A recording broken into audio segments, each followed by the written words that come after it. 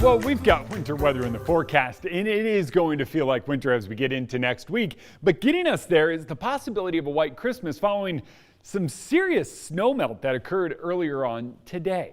We still have that winter storm warning in place. Believe it or not, we've expired one and added another. This one lasts until 4 a.m. tomorrow morning for 7 inches of snow over the pass and wind gusting to 45 miles per hour. Gross.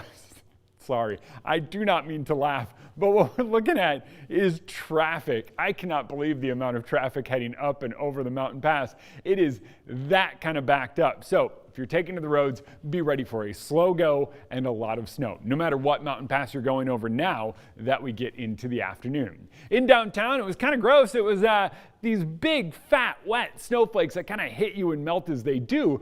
But now, believe it or not, we're clearing things out. It's happening that fast. We're on the backside of this very dry front. So as temperatures trend a bit cooler than this morning, we're in the mid-30s now, we're now seeing things dry out. And with that dry out comes the influx of cold. And we're going to notice a shift in the wind direction that ushers in those cooler temps. Now, right now, you're looking at these temps being your afternoon high here in Spokane, Coeur d'Alene, St. Mary's, Pullman, Moscow, up into Deer Park and even Sandpoint. Those temps were kind of our earlier day highs. It's likely we see mid-30s this afternoon for a lot of us. Here is the front. Look at this. You can basically draw a line, find the backside of it, and this is sunshine that we all get to see as we head into the afternoon. But seriously, up and over the mountain passes, it is snow. Snow's even coming down over in Coeur d'Alene, up in Sandpoint now that we're getting some of that cold to funnel in. Accumulation? Nah, not until you get up into the mountains this time.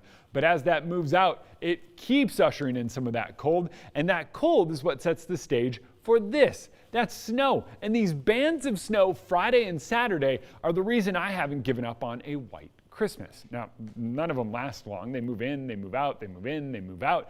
But there is enough moisture and enough of, we'll say the right atmospheric conditions at play that we really squeeze out all of the snow. So by Christmas, we're looking at snow on the ground before the cold air starts funneling in. We're talking some serious cold as we get into next week.